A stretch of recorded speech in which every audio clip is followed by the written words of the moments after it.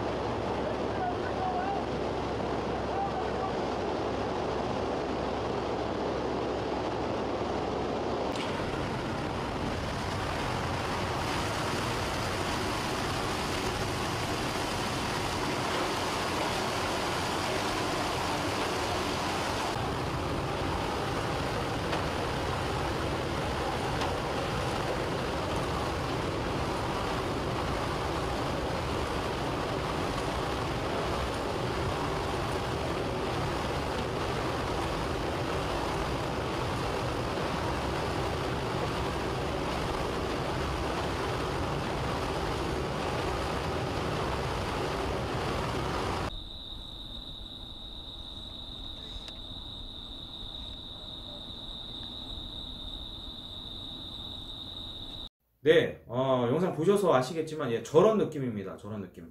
어둡고, 뭐, 엔진 소리 막 들리고, 이제, 실제 강화를 하기 위해서 문이 열리면 캄캄하게 아무것도 안 보입니다. 뭐, 주간 같은 경우는 뭐, 약간의 그런, 뭐, 집이라든가, 좀 뭐, 산이라든가 보일 수도 있겠지만, 야간은 전혀 아무것도 안 보입니다. 불빛밖에 안 보이고요. 그냥 뛰는 겁니다. 그냥 뛰는 거예요. 그리고 이제 참고적으로, 여기 지금 내 사진이 아마 나가고 있을 텐데, 예, 이게 그 야간강 하기 전에 제가 그 소대 팀원들과 함께 찍었던 사진입니다. 뒤에 보이는 그 헬기가 CH-54 미해병대 헬기고요.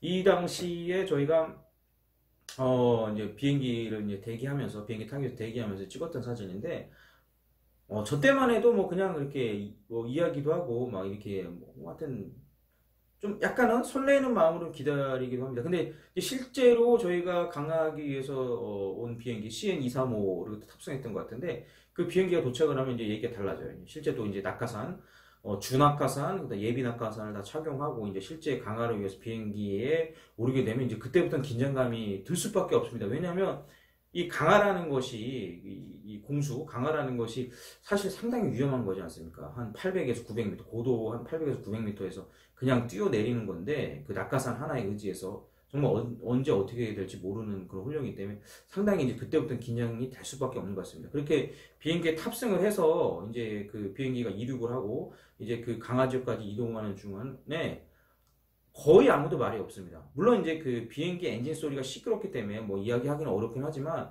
다들 긴장해 있는 겁니다. 어쩔 수가 없거든요. 다들 사람이기 때문에 아무리 군인이고 하지만 긴장감은 그거는 감출 수가 없는 겁니다. 다 긴장이 되는 거죠.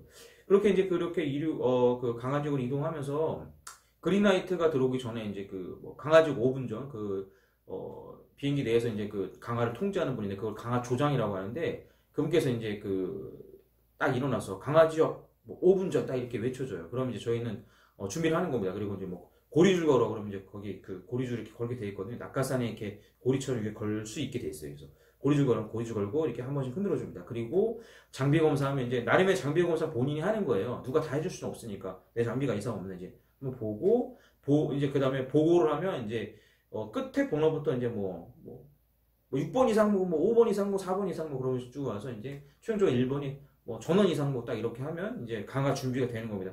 그리고 이제 그린라이트가 들어오게 되면 이제 비행기 문이 열리죠. 이제 그때부터 이제 또 이제 긴장감이 더 배가 되는 겁니다. 왜냐면 비행기 엔진 소리 되게 시끄럽죠. 막 우엉 이런 소리 나죠. 그런데다가 이제 뛰어내려야 되는 그 순간이 오기 때문에 긴장이 이제 계속 되고 있는데 문이 열리면서 바람이 이제 장난이 아니게 불거든요. 막 확 막 진짜 바람이 너무도 세차게 불어대니까 정신이 없습니다. 이제 사실 이제 훈련을 했기 때문에 뛰어내릴 수 있는 거지. 그게 아마 훈련 없이 할 수도 없겠지만 훈련을 하지 않는 상태에서 뛰어내릴 수도 없겠죠. 예.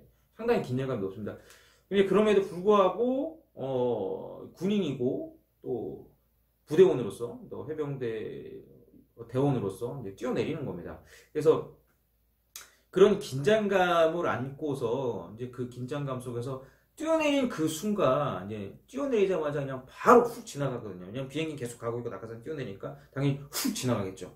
그러면 이제 낙하산이 이제 산계가 되는데 그때의 그 고요함이 있어요. 조용합니다. 그리고 바람 소리만 쉬 이런 소리만 들려요. 제가 그 영상에서 전에 한번 얘기를 했지만 그게 이제 느낌상 하늘에 안기는 기분이 듭니다. 조용합니다. 근데 그 기분에 심취해 있다 보면은 예, 큰일 날 수가 있죠. 빨리 정신 차리고 접지를 준비해야 됩니다. 왜냐면 낙하산은 계속 떨어지고 있으니까 떨어지고 있는 거니까 접지를 준비해야 돼요.